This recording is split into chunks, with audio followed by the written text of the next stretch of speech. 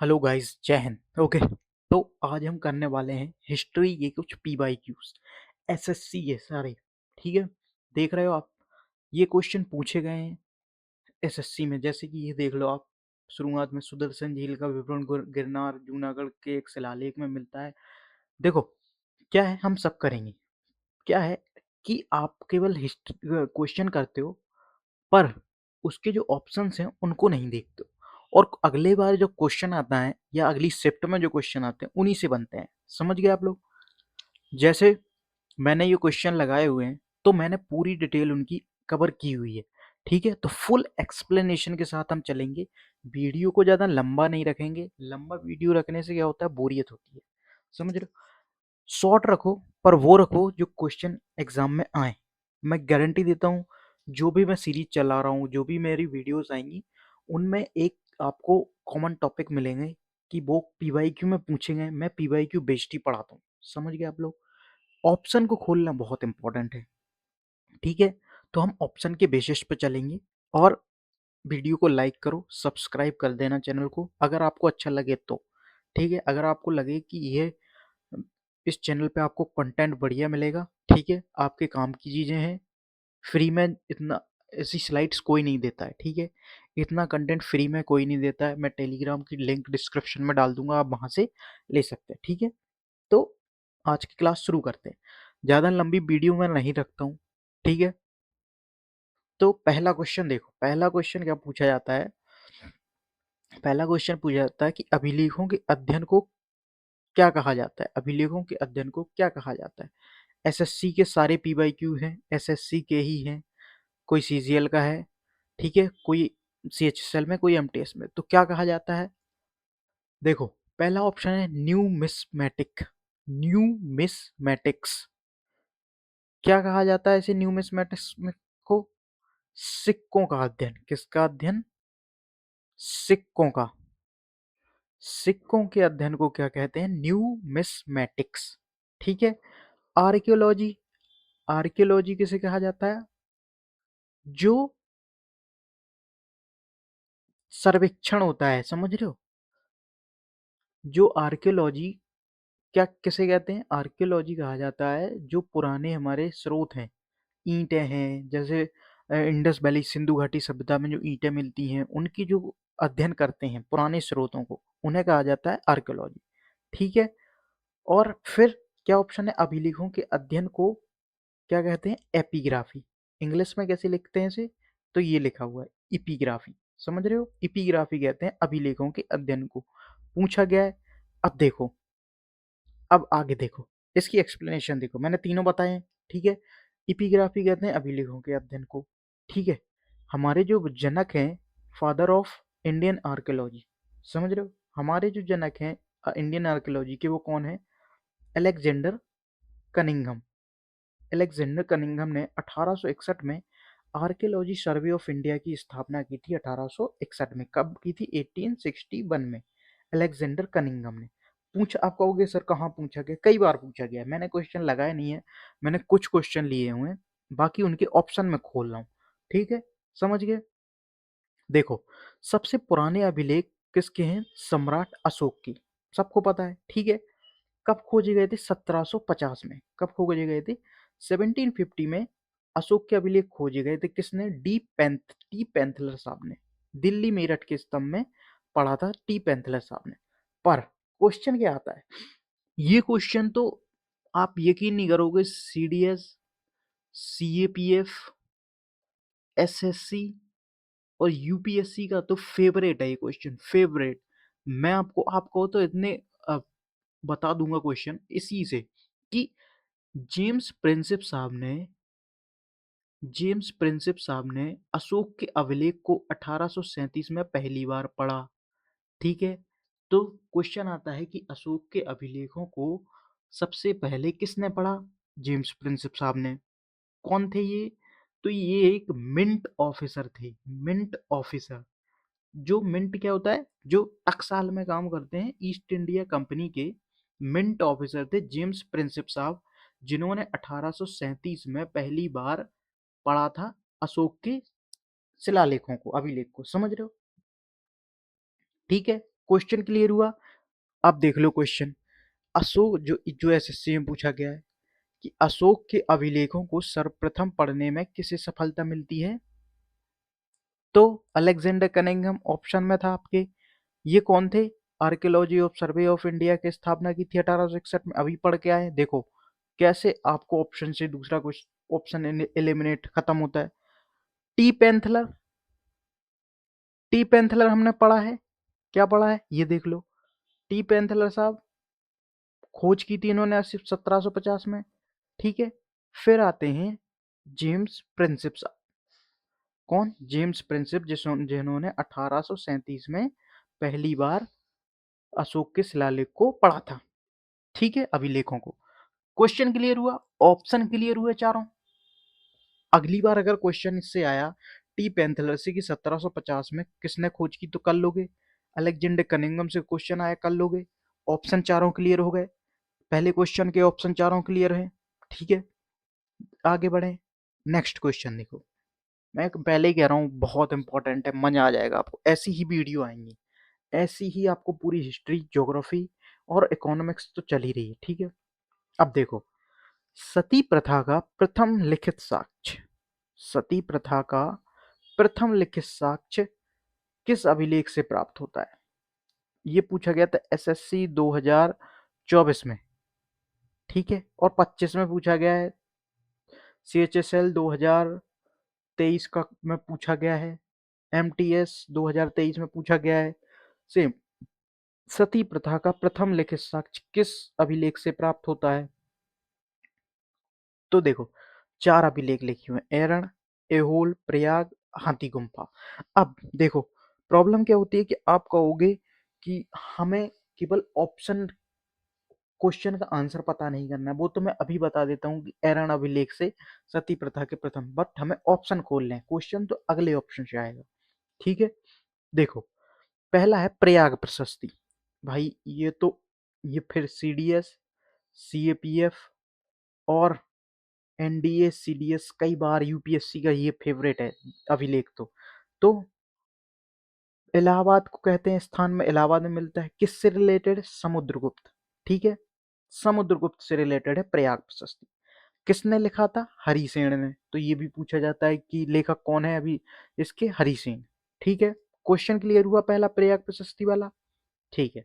दूसरा देखो, एरण अभिलेख, जो कि भानुगुप्त के शासन के बारे में लिखा गया है।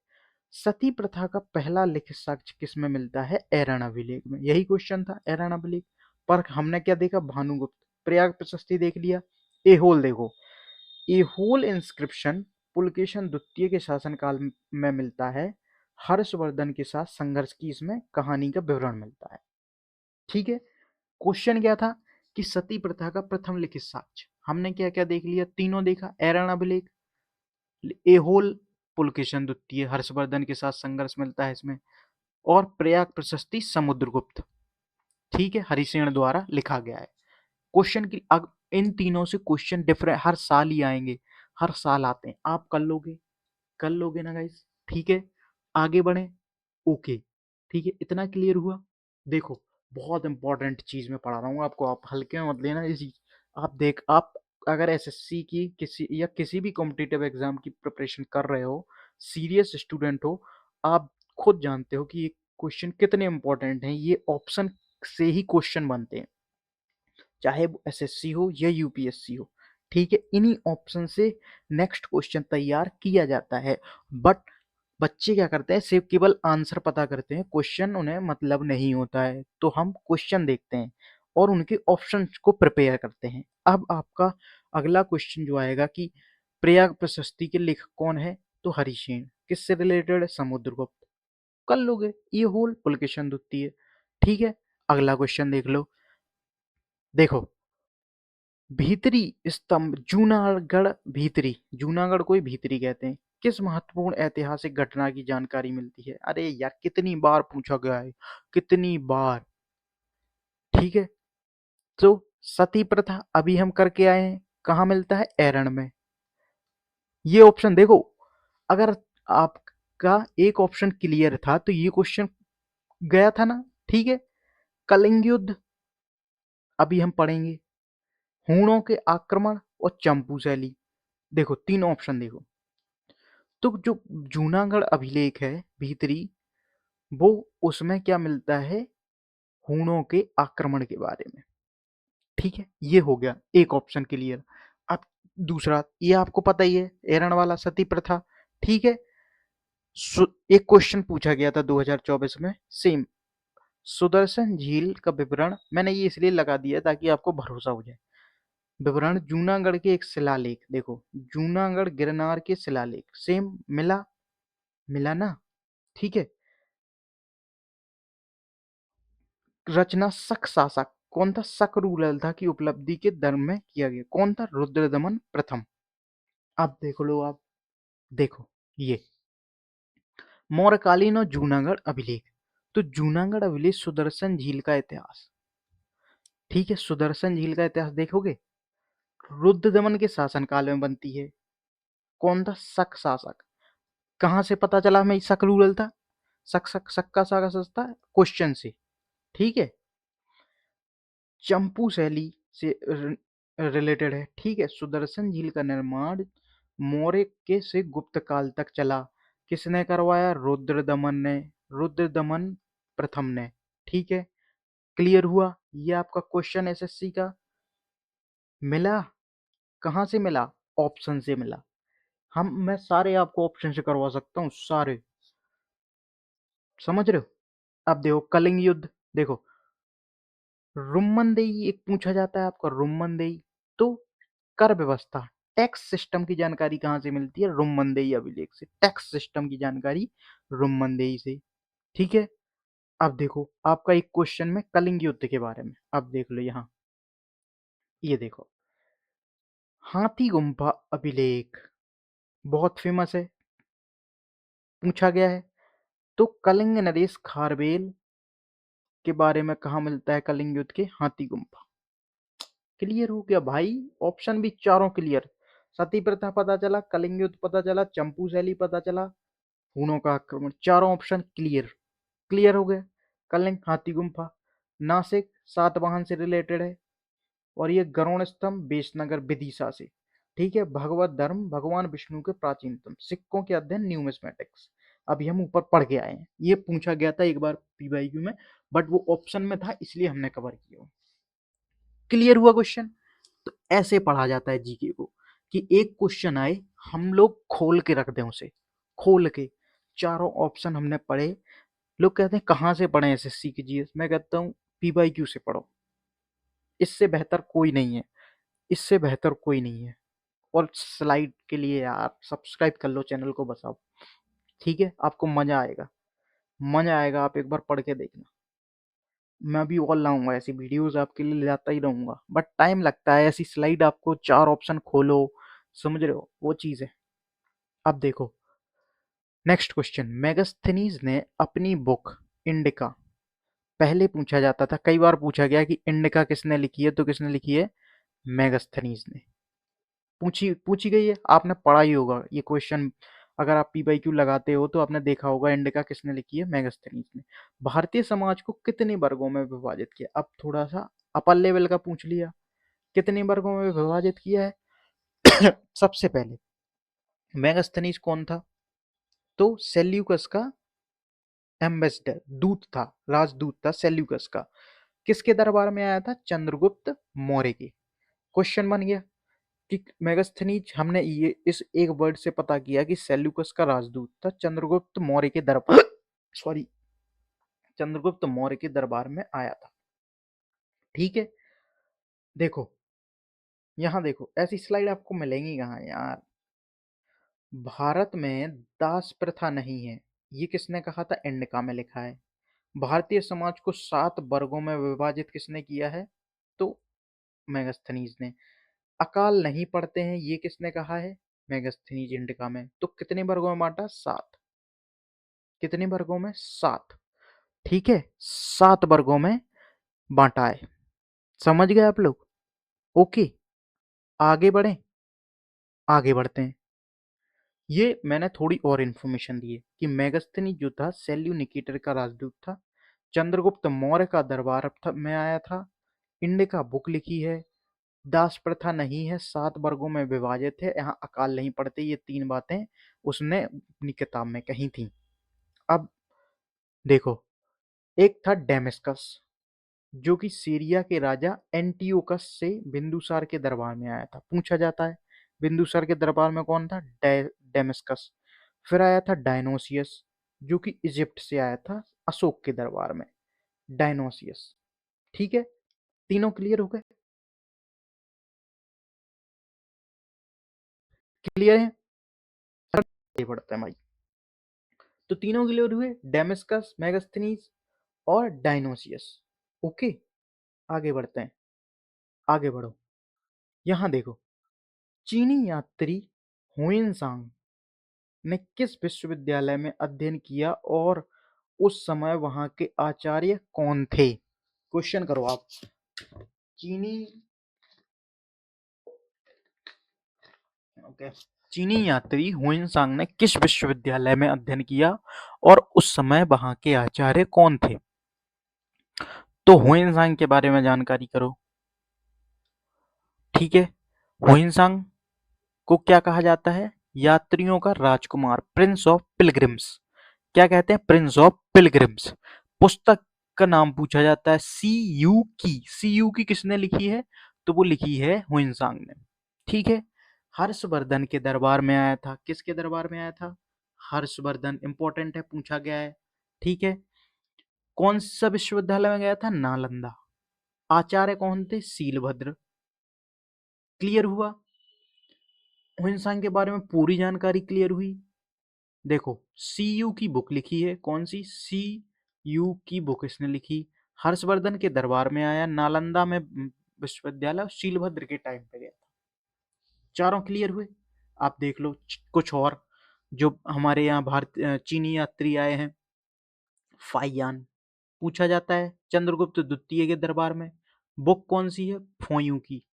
कैसी कैसी किताबें लिखते हैं यार ये लोग। फोयू की, समझ रहे हो? फाइयान। हुइनसांग अभी पढ़ के आए हैं, 72 देशों का विवरण किया है उसने सीयूकी में। समझ रहे हो? हर्षवर्धन के शासनकाल में। नालंदा विश्वविद्यालय कहाँ है? बिहार। सीलभद्र इनसे रिलेटेड है। इत्सिंग बौद्ध भिक्षुओं की आत्मकथा इसने लिखी थी, इत्सिंग ने। ठीक है, क्लियर हुआ सब कुछ? चारों क्लियर हो गए? क्लियर हो गए चारों? आगे बढ़ जाए। ओके, हुइनसांग हर्षवर्धन के दरबार में आया, फाइयान चंद्रगुप्त द्वितीय में, और ये इत्सिंग बौद्ध भिक्षुओं की आत्मकथा इसने लिखी। अच्छा, अब देखो एक क्वेश्चन और आता है। विदेशी यात्री भैया इब्न बतूता के बारे में कौन पूछता है? हर एग्जाम्पलर पूछता है। किस देश से भारत आया था, किसके दरबार में आया में रहा? ठीक है, तो हम सबको पता है इब्न बतूता मोरक्को से आया था और एमबीटी मोहम्मद बिन तुगलक के दरबार में रहा।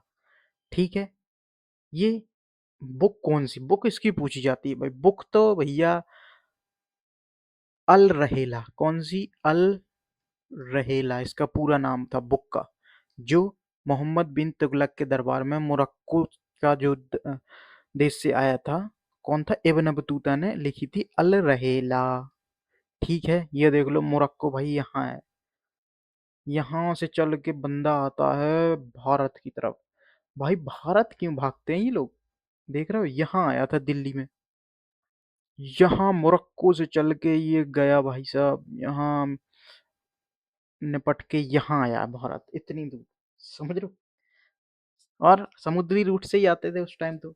ठीक है, ये देख लो कुछ और मैंने आपके लिए लगाए हैं। अल बरूनी उज्बेकिस्तान से था, महमूद गजनवी के साथ में आया था। किताब उल हिंद तहकीक हिंद इसने लिखी है। ठीक है, अरबी भाषा में भारत के तालाबों का वर्णन और संस्कृत का अध्ययन इसने किया। इब्न बतूता मोरक्को, मोहम्मद बिन तुगलक, अल रहेला बुक इसने लिखी। याद रहेगा? ठीक है, सुलेमान मेहरभोज प्रतिहार के दरबार में और अल मसूदी महिपाल प्रथम के दरबार में। दोनों प्रतिहार शासक थे, मेहरभोज और महिपाल। ठीक है, क्वेश्चन क्लियर हुआ, ऑप्शन क्लियर हो गए। ठीक है, आगे बढ़ो। ये देखो, यूरोपीय यात्री विजयनगर साम्राज्य। तो निकोला कॉन्टी इटली का था। देवराय फर्स्ट के दरबार में आया, अब्दुल रज्जाक फारसी था, देवराय द्वितीय के दरबार में, बारबोसा और डोमिंगो पुर्तगाल, कृष्ण देव राय के दरबार में। ये तीनों पूछे जाते हैं, इसलिए मैंने एक ही उसमें लगा दिए, ठीक है। ये देखो, मार्को पोलो इटली से दक्षिण भारत में आया था काकतीय वंश के शासक, ठीक है। और captain Hawkins Thomas Roe Jahangir England से, इटली से मनुची औरंगजेब, ठीक है। ये पूछे जाते हैं। आप लोग ये पीडीएफ ले सकते हो, ठीक है, बट ये पीडीएफ थोड़ा सा यार पर्सनल रखती है, बट मैं आपको दे दूंगा टेलीग्राम चैनल पर, ठीक है, क्योंकि ये ऐसे मिलेंगे नहीं आपको, कहाँ मिलेंगे आप बताओ। इतना पेड कोर्सेस में देते हैं लोग ऐसी पीडीएफ, है ना, ऐसी तब भी नहीं देते हैं पीडीएफ पेड कोर्स में, बट ठीक है, मैं दे दूंगा आपको, ओके। अगला क्वेश्चन देखो, सिंधु घाटी सभ्यता को किस कालखंड के अंतर्गत वर्गीकृत किया गया है? तो किस में आता है? उत्तर ऐतिहासिक, ऐतिहासिक, प्रागैतिहासिक? पहले जान लो। प्रागैतिहासिक, प्री हिस्टोरिक। प्री हिस्टोरिक काल किसे कहते हैं? जिनकी लिखित में कोई साक्ष्य है नहीं, समझ रहे हो, जिनकी कोई लिखित में कोई साक्ष्य नहीं है, लिखित में केवल हमने पढ़ा है, लिखने में कोई साक्ष्य नहीं है, समझ रहे हो, सुना है कि ऐसा ऐसा था।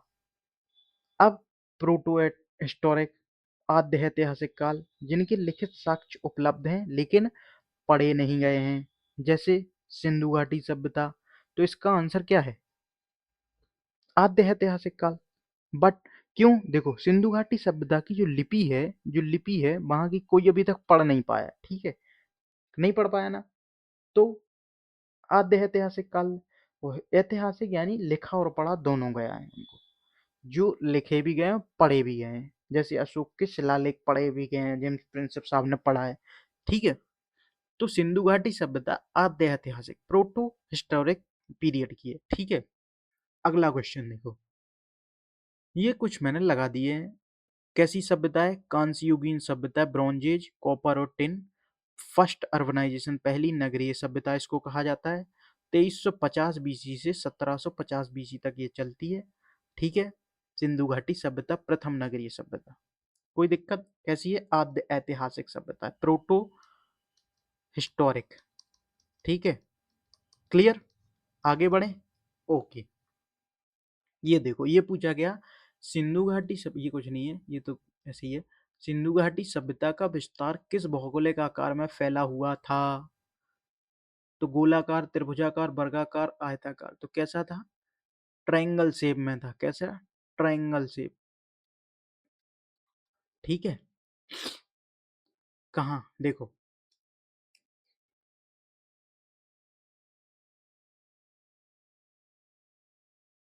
ये देख रहे हो आप, ठीक है। तो देखो, उत्तर में मांडा जम्मू कश्मीर, जो कि चिनाब नदी पे स्थित है। नॉर्थ टू साउथ कितना है? 1400 किलोमीटर। और वेस्ट टू ईस्ट, पश्चिम से पूर्व की ओर कितना फैला हुआ था? 1600 किलोमीटर। पश्चिम में, सॉरी, पूर्व में आलमगीरपुर, हिंडन नदी, सुतकांगेडोर बलूचिस्तान, दास्क नदी, और दैमाबाद महाराष्ट्र, प्रवरा नदी, ठीक है। क्लियर हुआ? क्लियर हुआ आपको? ठीक है ना? क्लियर हुआ ये चीज? उत्तर से दक्षिण 1400 किलोमीटर, और पूरब से पश्चिम 1600 किलोमीटर। ये जम्मू कश्मीर, चिनाब नदी, सुतकांगेडोर, दास्क, हिंडन, ये पूछी जाती हैं नदियां, ठीक है, इसलिए मैंने लगा दी हैं। हो गया क्लियर? आगे बढ़ जाएं? आप बताओ, ठीक है। आधे घंटे में हमने सब कुछ कवर कर लिया है। इतने अच्छे क्वेश्चन आपको मिलेंगे नहीं, ऐसी एक्सप्लेनेशन नहीं मिलेगी भाई। इनसे क्वेश्चन हर बार पूछे जाते हैं, इसलिए मैंने ये बना के दिया है आपको, ठीक है। आलमगीरपुर यूपी, हिंडन नदी, 1400 1600। ये देख लो कि सिंधु घाटी सभ्यता के नगर नियोजन की कौन सी विशेषता इसे अन्य समकालीन सभ्यताओं से अलग करती थी? कच्ची ईंटें, सड़कों पर समकोण काटना, दरवाजे मुख्य सड़क की ओर खिलना, शहरी जीवन का अभाव, ठीक है। तो क्या था? देखो, दरवाजे जो थे सड़क के विपरीत दिशा में खुलते थे, इतने वहां के टैलेंटेड थे लोग, समझ रहे हो, इतने वहां के टैलेंटेड लोग थे। क्यों खुलते थे वो रीजन देखो। देखो, घरों के दरवाजे मुख्य सड़क के विपरीत दिशा में खुलते थे, ये जैसे मुख्य सड़क है, ठीक है, क्योंकि भाई धूल उड़ेगी, आज की तरफ थोड़ी है कि मुख्य सड़क की तरफ ही हम दरवाजे रखेंगे कि और हमारा जो सामने का इलाका है वो भी कब्जे में आ जाए भविष्य में, समझ रहे हो? यूपी में यही चल रहा है कि सामने का इलाका भी कब्जे में आ जाए। बट वहां के लोग, शहरीकरण था, पीछे रखते थे दरवाजे खुले हुए, मुख्य सड़क की तरफ नहीं थे, क्योंकि धूल वगैरह सब कुछ चलती थी, उड़ती थी, तो इस वजह से ग्रिड सिस्टम पे आधारित था। कौन सा, ये पूछा जाता है, ग्रिड सिस्टम, ठीक है। ड्रेनेज सिस्टम अच्छा था, देखो, तो ये तो होगा नहीं, शहरी जीवन का अभाव था नहीं भाई, पहली शहरी अब व्यवस्था थी वहां पे, कच्ची ईंटें थी नहीं, क्या था, समकोण पर काटना, ये देखो 90 डिग्री पे ही काटते थे भाई, 90, तो 90 डिग्री पे ही काटते थे, ठीक है। क्लियर हुआ, सब कुछ क्लियर हुआ, ठीक है। आज की खत्म करते हैं क्लास, होगी ना? कितने क्वेश्चन किए हमने? ऑलमोस्ट क्वेश्चन भले ही हमने 10 से 12 ही किए हो, 15 ही किए हो, बट जो हमने कवर किया है ना टॉपिक, जैसे इसमें देख लो, पूछा एक गया, हमने 4 किए हैं। इसमें देख लो, सिंधु घाटी सभ्यता से अब अगर क्वेश्चन आया तो क्या आप कर नहीं लोगे? कर नहीं लोगे? ठीक है, अगर इन तीनों में से क्वेश्चन आता है, आप कर नहीं लोगे, है ना? तो ये सारी चीजें, ये देख लो, चीनी यात्री पूछे जाएंगे तो कर नहीं लोगे, कर लोगे ना, ठीक है। और ये देखो, अभिलेख ऐसे कोई नहीं पढ़ाता है, हाथी गुम्फा कलिंग, मैं रिवीजन करवा दूं, देखो, हाथी गुम्फा से कलिंग का युद्ध, ठीक है। यहाँ देख लो, जूनागढ़, सुदर्शन झील, रुद्र दमन फर्स्ट, चंपू शैली, ठीक है, हो गया। ऐरण अभिलेख सती प्रथा से रिलेटेड है, हूणों से जूनागढ़, क्लियर हुआ? तो यही चीज मैं आपको बता रहा था। एहोल पुलकेशन द्वितीय, प्रयाग प्रशस्ति समुद्रगुप्त, हो गया। तो मैं कह रहा हूँ, do like and subscribe this channel guys, ताकि और मैं ऐसी वीडियो आपके लिए लाऊं। देखो, सब्सक्राइब कर लोगे तो मोटिवेशन मिलता है, फिर मैं ऐसी वीडियो आपके लिए और लाऊंगा। 25 से 30 मिनट में आपका हिस्ट्री का ऐसा रिवीजन कोई नहीं करवाता होगा, मुझे नहीं लगता है, ठीक है। तो ऐसी वीडियो लाने के लिए सब्सक्राइब करो, ताकि अगली बार आपके लिए और वीडियो और अच्छे से लाके आऊँ, ठीक है। मिलते हैं नेक्स्ट वीडियो में, थैंक यू।